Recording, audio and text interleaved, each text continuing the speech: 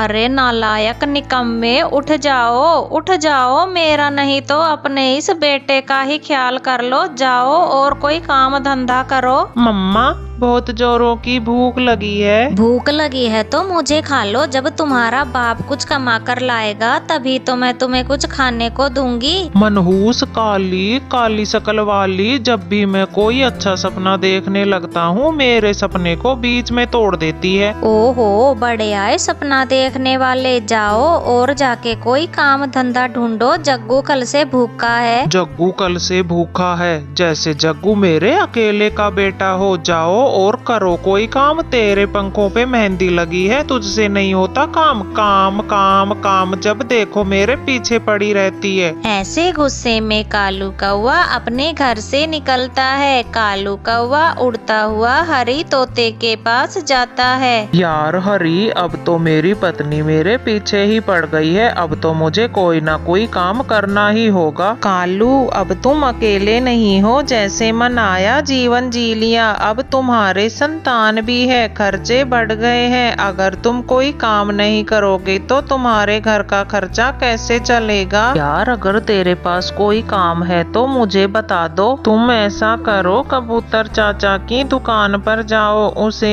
एक काम वाले की जरूरत है। उसे अपनी दुकान पर सामान बेचने के लिए एक सेल्स बर्ड की जरूरत है। फिर कालू कौवा सीधा कबूतर चाचा की दुकान पर जाता है। चाचा कबूतर, शर्म करो कालू, शर्म करो। तुम उम्र में मुझसे कितने बड़े हो और मुझे चाचा बोल रहे हो? तो बताओ दादाजी क्या बात है? सॉरी कबूतर जी, मुझे तो हरी तोते ने भेजा है। सुना है आपको किसी सेल बर्ड की जरूरत है। हाँ, मुझे अपनी दुकान पर चीजें उठा कर देने के लिए एक पक्षी की जरूरत तो है। क्या तुम करोगे ये काम? हाँ हाँ, मेरे दादाजी की भी बिल्कुल ऐसी ही दुकान थी। जब मैं छोटा सा था तो अपने दादा की दुकान पे काम किया करता था। तो फिर अब वो तुम्हारे दादा की दुकान कहाँ गई? कबूतर जी, यह तो बहुत पुरानी बात हो गई। अगर अब होती तो भला मैं आपके पास काम ढूंढने क्यों आता? फिर कालू कौवा कबूतर की दुकान पर 100 रुपए की पगार पर लग जाता है। तभी वहाँ बुलबुल आती है।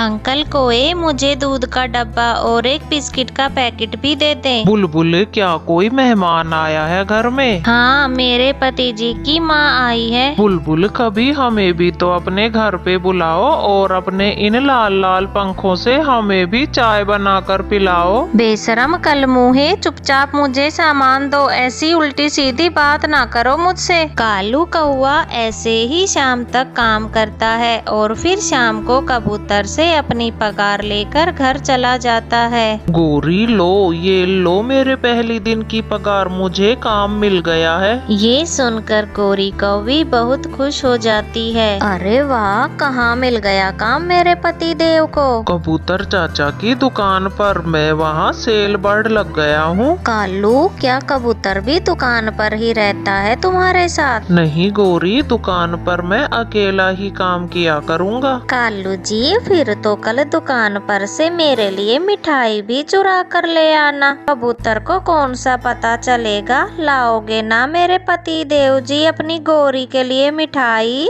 लालची कहीं की, तू हो गई फिर से शुरू। तेरी इन्हीं आदतों की वजह से ही मैं कई बार पिटा हूँ, मगर इस बार मैं तेरी बातों में आके पिटना नहीं चाहता। कालू, अगर तू पिटा है तो मैं भी तो तेरे साथ ही होती हूँ। मुझे कौन सा बख्शा है इन पक्षियों ने? मैं भी तो तेरे बराबर की पिटी हूँ। अरे मेरे सुंदर पति, अपनी पत्नी को मिठाई नहीं खिलाओगे क्या?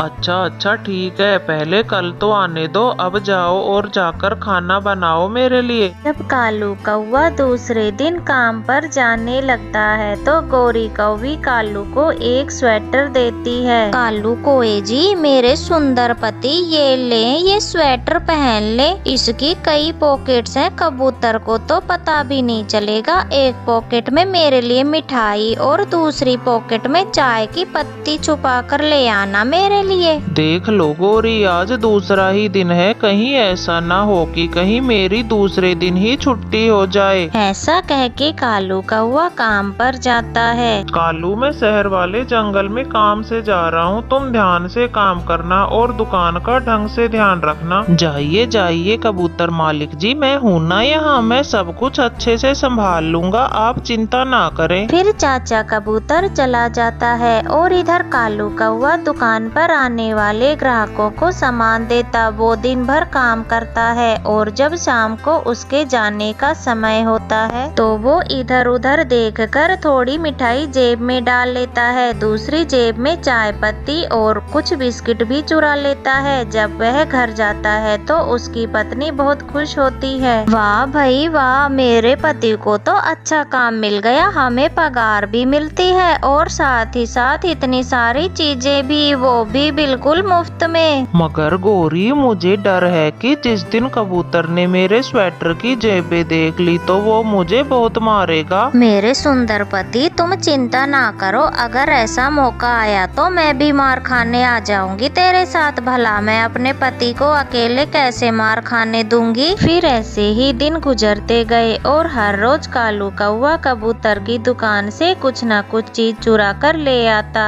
पति जी, क्या बात है, आप खुश नहीं हैं? आप कुछ परेशान लग रहे हैं मुझे। लूसी, क्या बताऊं, दिन रात काम करता हूँ मगर दुकान का सामान पूरा ही नहीं होता। कमाई क्या होगी, मेरी तो लागत ही पूरी नहीं हो पा रही। जी, आप अपने काम पर ध्यान दें और दुकान के नौकरों पर भी पूरी निगरानी करें। लूसी, नौकर तो एक ही है, वो है ना अपने जंगल का कालू कौवा। फिर एक दिन रानो चिड़िया गोरी कौवी के घर जाती है। वो देखती है कि गोरी कौवी महंगे वाले बिस्किट खा रही थी। गोरी, ये इतने महंगे बिस्किट ये तुमने कहाँ से लिए? ये महंगे वाले बिस्किट, ये बिस्किट तो मेरी माँ लाई थी। मेरा जग्गू तो हर रोज ये महंगे वाले बिस्किट ही खाता है, तुम्हारे कुक्कू की तरह नहीं कि दाना खा के काम चला लिया। आंटी आंटी, अब तो मेरे पापा मेरे लिए हर रोज मिठाई भी लाते हैं। चुप चुप कर जा जग्गू, तुझे कितनी बार समझाया है कि बड़ों की बातों में बीच में नहीं बोलते। चिड़िया, एक ही दिन तो लाया था मेरा कालू थोड़ी सी मिठाई, वो भी काम मिलने की खुशी में। मेरा जग्गू तो तुम्हें चिढ़ाने के लिए ऐसे ही झूठ बोल रहा है। चिड़िया हैरान होते हुए वहाँ से चली जाती है। फिर शाम को जब कालू कौवा आता है। गोरी गोरी, सरप्राइज, देखो तो आज मैं अपनी गोरी के लिए क्या लाया हूँ, फेयर एंड लवली। क्या कहा? Fair and lovely? मेरे कालू, मेरे पति, मेरे सुंदर पति जी, अब तो होगा, अब तो मेरा रंग भी गोरा होगा। मैं मेरे नाम के जैसी ही गोरी हो जाऊंगी। वो लूसी कबूतरी अपने आप को बहुत गोरी मानती है। कालू, तुम बहुत अच्छे हो, मेरा कितना ख्याल रखते हो। हाय रे मेरा सुंदर पति। गोरी, अगर ऐसे ही मैं कबूतर के यहाँ काम करता रहा तो देखना, एक दिन हमारी भी बड़ी सी दुकान होगी और कबूतर बेचारा धक्के खाता फिरेगा। पति जी, मेरे सुंदर पति जी, ऐसे ही मेहनत के साथ चोरियां करते रहना, फिर तो एक न एक दिन हम जरूर कामयाब हो जाएंगे। फिर जब अगले दिन कालू कौवा दुकान पे जाता है तब। कालू, अब तो मौसम बदल गया है, तुम ये स्वेटर पहनकर क्यों काम पर आते हो? अब तो इतनी ठंड भी नहीं है। मालिक कबूतर जी, वो क्या है ना, मुझे बचपन में नमोनिया हो गया था, तब से मैं ठंड से बहुत डरता हूँ कि कहीं फिर से नमोनिया ना हो जाए, इसलिए मैं ये स्वेटर गर्मी के मौसम में भी पहन कर रखता हूँ। अच्छा अच्छा, ठीक है। मगर आज कबूतर को कालू कौवे पर कुछ शक हो गया था और वह कालू से कहता है। कालू कौवे, तुम दुकान बंद कर देना, मैं घर जा रहा हूँ। जाइए मालिक कबूतर जी, आप चिंता ना करें, मैं ताला लगा दूंगा। फिर कबूतर दुकान के पास वाले पेड़ पर छुप जाता है। इधर कालू कौवा अपनी स्वेटर की जेबों को फुल भरने लग जाता है। किसी में दाल, किसी में चावल तो किसी में टॉफी, जो भी मिलता है जल्दी जल्दी जेबों में भर लेता है और दुकान बंद करता है। तभी पीछे से कबूतर आ जाता है। मैं मालिक जी, आप यहाँ क्या कुछ भूल गए आप?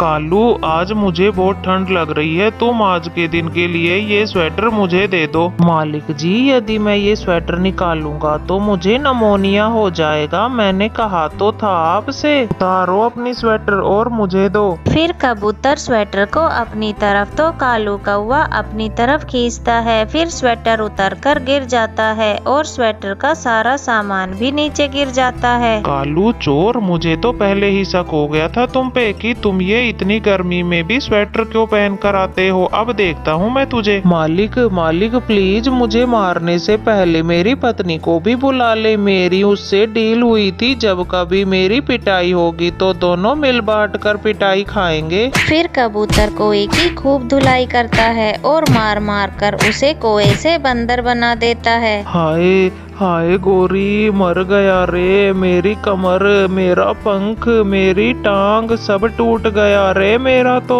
कालू कौवा ऐसे रोते हुए गोरी से कहता है। फिर गोरी कालू कौवे से कहती है, निकम्मे नालायक, तुम किसी काम के नहीं हो, जब देखो मार खा के आ जाते हो। अब सुनो मेरा चोरी करने का दूसरा प्लान। तू ठहर, तू अभी ठहर, मैं बताता हूँ तुझे चोरी करने का दूसरा प्लान। फिर कालू कौवा उठकर गोरी को खूब मारता है। ऐसे दोनों को अपनी अपनी गलती की सजा मिल चुकी थी। प्लीज इस कहानी को लाइक, अपने दोस्तों के साथ शेयर और चैनल को सब्सक्राइब करना बिल्कुल मत भूलना। आपका बहुत बहुत धन्यवाद।